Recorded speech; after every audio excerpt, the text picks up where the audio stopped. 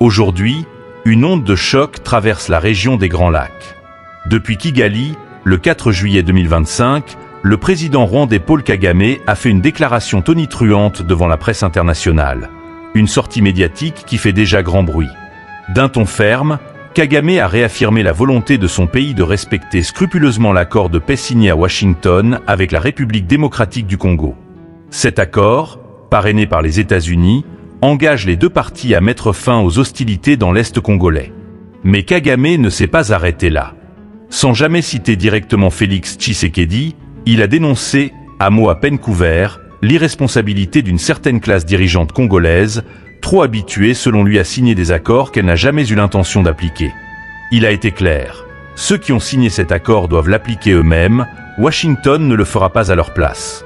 Pour ceux qui connaissent la région, le message est limpide. Paul Kagame cible ouvertement le régime Tshisekedi, tout en blanchissant implicitement son ancien allié, Joseph Kabila, qu'il considère comme un interlocuteur fiable et pragmatique. Et il va même plus loin. Kagame brandit la question des FDLR, ces milices rwandaises toujours actives dans l'est de la RDC, pour justifier ses positions. Si les FDLR sont toujours là, alors le problème demeure, a-t-il déclaré. Il a ajouté que l'accord prévoit une méthode pour y faire face, et que si rien n'est fait, le Rwanda continuera d'agir comme il a toujours fait.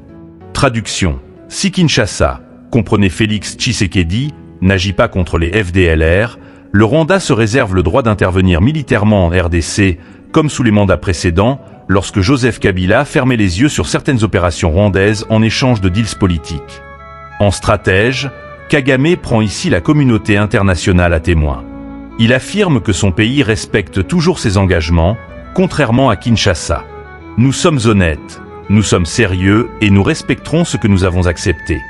Mais si on nous pousse à revenir au problème initial, nous agirons comme toujours, a-t-il insisté. Pour Kigali, c'est clair, le pouvoir congolais actuel n'est pas un partenaire fiable.